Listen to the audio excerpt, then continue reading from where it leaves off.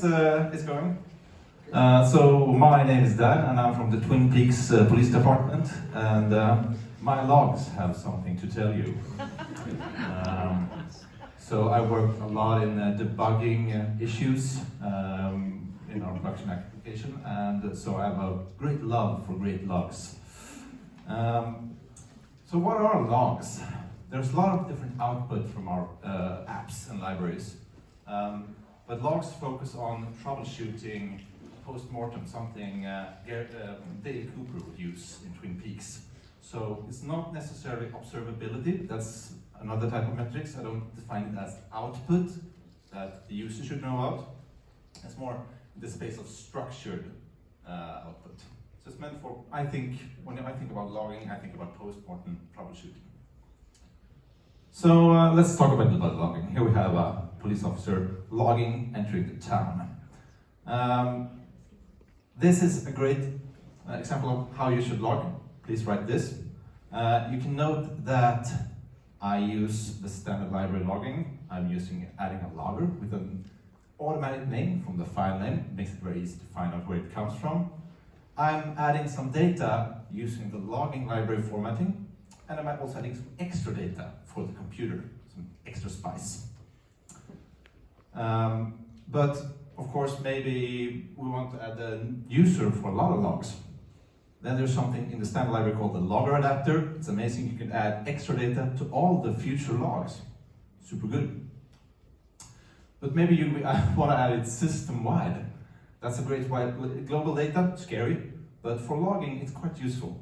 So you can add these called logging filters, more like middleware. So you can add lots of different kind of filtering, but maybe in this case you want to add some data to all the log records, maybe some tracing ID from a system or something like that. But of course everything doesn't always go right, that's why we need the logs. So if you shouldn't write try except when you add logger exception, that great little line, because it will add a traceback to your log. It will get it. And it will also usually send it to your error reporting system. Some best practices, I'm going to have to advance very quickly now. Of course, be very careful of sensitive information. If you can control where your logs end up, that's great, but as you add more logs to the system, you should always keep track of, okay, what are we actually logging? Subjects, emails, avoid that, try to anonymize the information. Log relevant event, consider the reader. We're going to talk a little bit more about those. So, what should we log? Well, log changes, log strangeness. In the HTTP world where I'm living, that's usually when you see post, put, delete, and I don't say a log message, that's usually cause for concern. You should log these kind of things. Network calls to other systems, very interesting usually, or maybe advanced decision rationale. Why was this email spammy, or why was this person not granted access?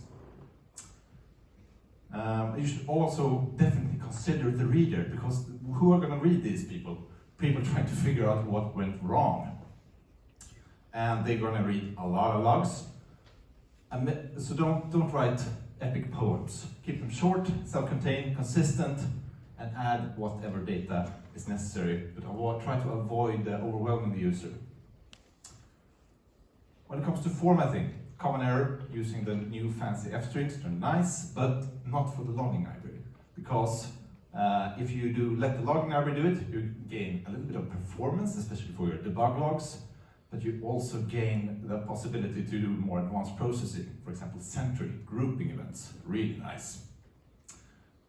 And do add contextual information, like I already said. Check out Elastic Common Schema. It's super nice. It's people trying to figure out what are the common sort of log events that you need and logging metadata that you need. So you don't have to invent it yourself. I hate inventing things. And then, as you do the analysis, figuring out there was a joke. Some nice tools are, of course, Sentry, LogRocket. There are multiple of these services you can send events. You don't need to use their APIs, you just use logger arrow.